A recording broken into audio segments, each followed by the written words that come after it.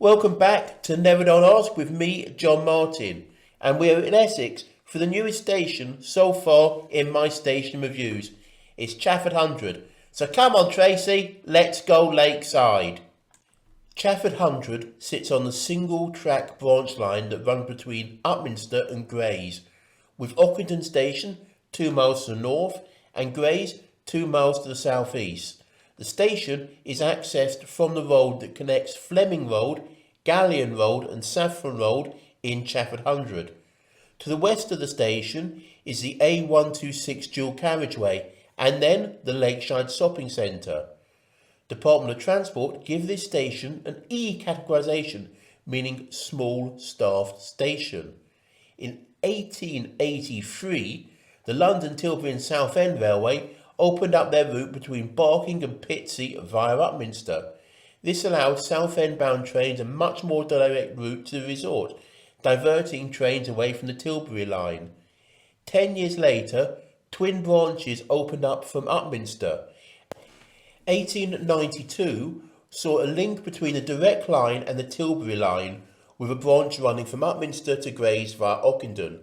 Next year, the Upminster to Romford branch that would become the Liberty line on the Overground opened. This provided a route from the Great Eastern Main Line all the way to Grays and Tilbury. Both branches were single track and operated shuttle services. In the late 1980s, the Lakeside Shopping Centre was constructed in Thurrock, a combination of shopping mall, retail park and entertainment venue. The centre was finished in 1990. Like much of the developments that follow it, it was built in former gravel quarries. The community of Chafford Hundred was then built near to the state centre. On the 30th of May 1995, local megastar and British athletics hero Fatima Whitbread officially opened the station, serving both the new community and the shopping centre. The demand for the station meant a change in service patterns. Previously, the Tilbury Loop had seen services from London to Pitsea and Southend. These were cut back to use the Bay platform at Grays as a final destination, with trains via Chafford Hundred running between London and Southend Central instead. In 2000, a pedestrian bridge linking to the shopping centre was built, replacing the bus link.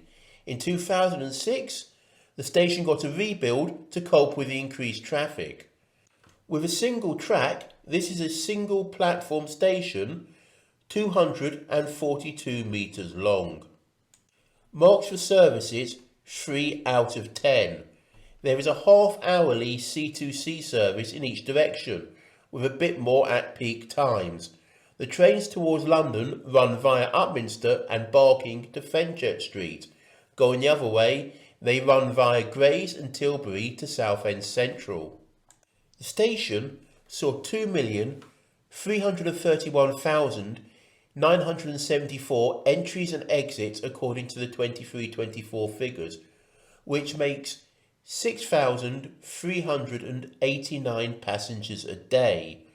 With 570 services a week, this station sees 78.7 passengers per train, putting it in the top 109 for busiest stations in the country.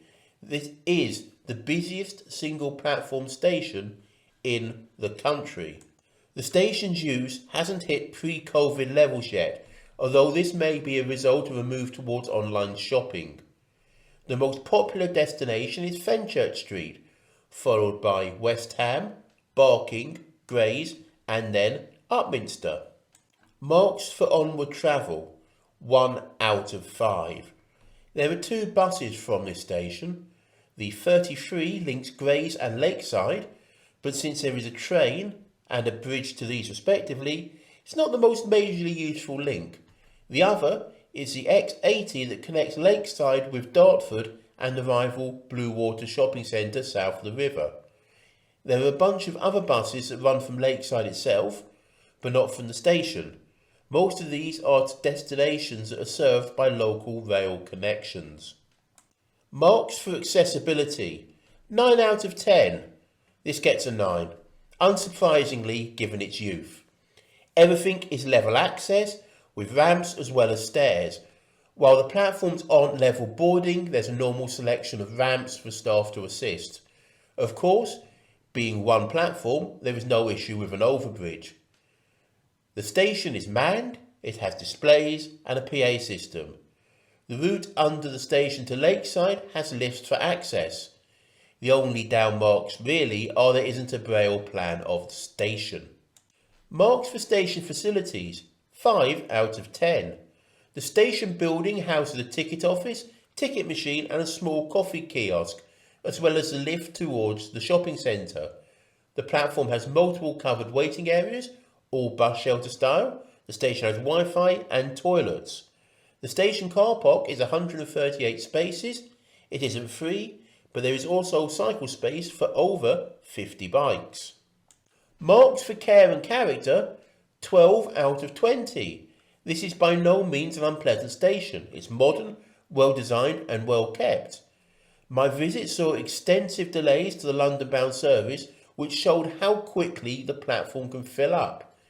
Being an overcast December day, there was a constant hum from the power lines that ran next to the station as they evaporated the moisture from the air. The constant fizzle is not in the least relaxing. Marks for nearby things, 5 out of 10.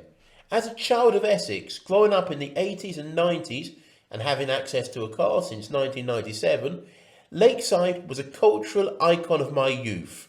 Its impact on the culture of the north side of the Thames cannot be understated.